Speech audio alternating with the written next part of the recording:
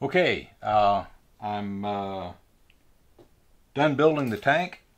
As you can see, the because it's nice and clear, and this is the reason I like clear tanks. You want to make sure the tank looks good inside, and you can't see it if it's opaque. So you can see that the vent tube is up here in this little nipple up here. You can see the two clunks are all the way to the end, and if you upside down, you can see that the blue one is falling down nicely. I don't care about the green one because it doesn't matter if it's upside down when I'm filling it or unfilling it. And so both clunks look good, and they're at the bottom end of the tank. By the way, the clunks have a little slot in them. At least the better ones do. There's a little slot so that even if the clunk is touching the bottom of the tank, fuel will flow through.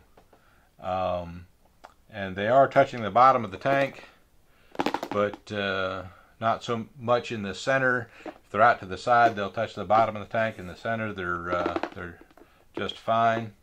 So they'll pick up fuel quite nicely. Okay, tank's all built. Does it leak? I don't know. Let's find out. So I got my gallon of fuel here. Got my usual way of filling a tank is the following. Okay, the orange line goes to the vent. The orange line is the vent line, and it normally sits on the muffler. So you pull it off the muffler and have a spare little 2-ounce tank like this with a fuel probe on it, and you plug that in, and that will tell you when the tank is full. Now I'm going to tell when the tank is full when it gets up to here, so I'm not too worried about that, but I just want you to see that that actually is going to I'm not going to get it so full that it goes in that, because I can see when it gets full. Okay, the green line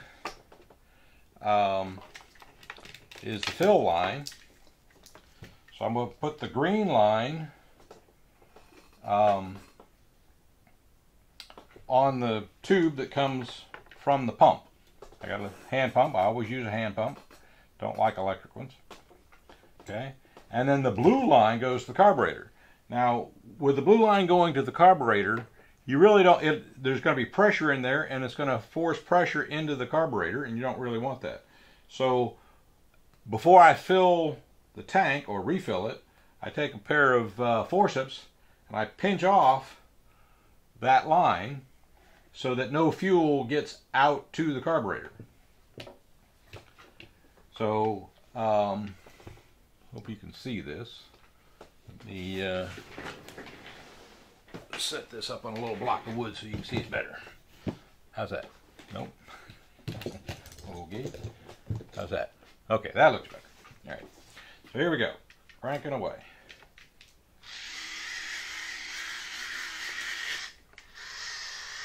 Okay, you can see it going in the tank, filling it up.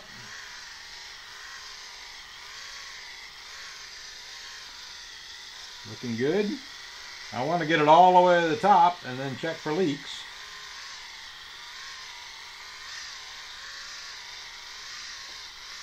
Because now's the time to find a leak, not while you're flying.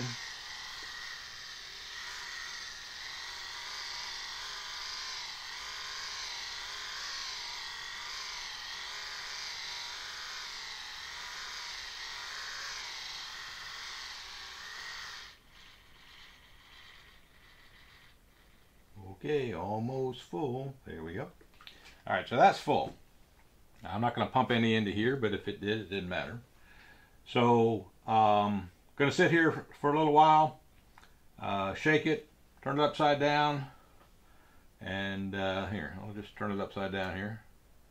All right, that looks good. Clunk is going, the blue clunk is going down to the middle. That's close enough. Don't fly upside down unless you got more than half a tank. I land when I always shoot for a tank that I land when there's a half a tank left anyways. So that'll be fine. All right. No leaks. This is good and tight.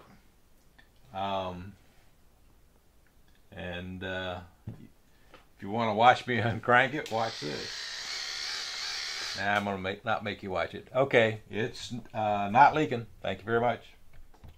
By the way, this overflow tank, you got to remember to make sure it's a 2-line tank and that this is a vent line, because if you don't have a vent line, then there's no way to vent and for it to fill.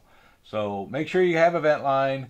Make sure you have a probe like that. It has a tiny little filter in it. So you got a filtered probe and a little vent line. And if you fill this thing up so much it comes out this vent, you'll know you've pumped too much. Enjoy. See you later.